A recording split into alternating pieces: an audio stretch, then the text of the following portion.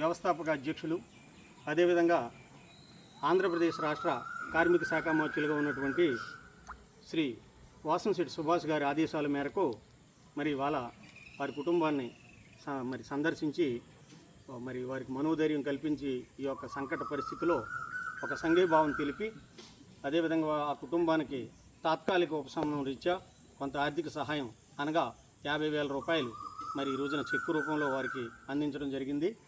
అదేవిధంగా GMK trust గౌరవనీయులు శ్రీ గుత్తుల మీరా కుమార్ గారు వారి ప్రతినిధిగా మరి జిఎంకే ట్రస్ట్ యొక్క మరి కోశాధికారి అయినటువంటి పిల్లి నాగబాబు గారు వారి బృందం ఇక్కడికి ఇచ్చేస్తున్నారు. వారి ద్వారా కూడా మరి సేవా రూపంలో 50,000 రూపాయల నగదు ఈ క్రమంలో ఇవ్వడం జరిగింది. అదేవిధంగా మరొక ప్రముఖ వ్యక్తి గౌరవనీయులు కౌరు నరసింహస్వామి గారు మరి తమ కౌరు ఫౌండేషన్ తరఫున 10,000 రూపాయలు మరి కుటుంబానికి తాత్కాలిక ఉపశమనం రీత్యా మరి కొంత ఆర్థిక సహాయం చేయడం జరుగుతూ ఉంది. మరి ఆ కుటుంబానికి తీరని లోటండి. 19 సంవత్సరాల అమ్మాయి అంటే మరి ఇవాళ ప్రతి కుటుంబంలోనూ కూడా 1 or 2 ఉంటున్నారు. మరి ఈ క్రమంలో అవి తీరని లోట్లు, అవి ఎవరు ఏం చేయలేని పరిస్థితి.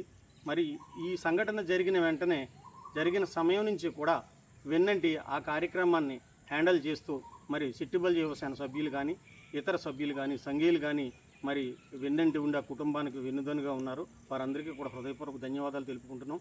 అదేవిధంగా మరి మన సంఘీయుల్లో ఎవరికి ఆపద వచ్చినా కూడా రకరకాల ఫౌండేషన్ల ద్వారా వారికి తాత్కాలిక ఉపశమనం దృష్ట్యా కొంత ఆర్థిక సహాయం చేస్తున్నటువంటి ఆయా దాతలకు ప్రత్యేక కృతజ్ఞతలు తెలుపుకుంటూ మరి ఈ కార్యక్రమానికి అన్ని విధాలుగా సహకరిస్తున్నటువంటి సంఘీయులందరికీ కూడా ప్రత్యేకంగా ధన్యవాదాలు తెలుపుకుంటూ ఉన్నాం.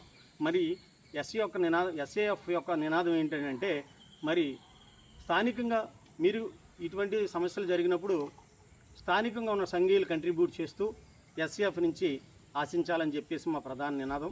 అదేవిధంగా మరి జిఎంకే ట్రస్ట్ కూడా అనేక సేవా కార్యక్రమాలు చేస్తున్నారు. మహానుభావులు గౌరవనీయులు శ్రీ గుత్తుల మీరా కుమార్ గారు వారి బృందం, అదేవిధంగా కౌరు నరసింహస్వామి గారు ఒక చేయికి మరొక చేయి కలిపి మరి ఈ విధంగా చేయటం చాలా ఆనందదాయకం. అదేవిధంగా మరొక ముఖ్యమైన వ్యక్తి ఇక్కడ మనకి ఉపస్థితులై ఉన్నారు, కట్టా భాస్కర్ గారు. మరి సిట్టిబల్జ యువశక్తి అనే సంస్థ ద్వారా వారు కూడా అనేక కార్యక్రమాలు చేస్తున్నారు. అంటే మనకి ఒక బీసీలుగా మనకి ప్రభుత్వం తరఫున కొంత వెసులుబాటు తక్కువ ఉంది. ఆ వెసులుబాటుని మనలో ఆర్థికంగా స్థిరపడిన సంఘీయులు కొంత మేరకు వచ్చి ఆదుకోవడం అనేది చాలా గొప్ప విషయం.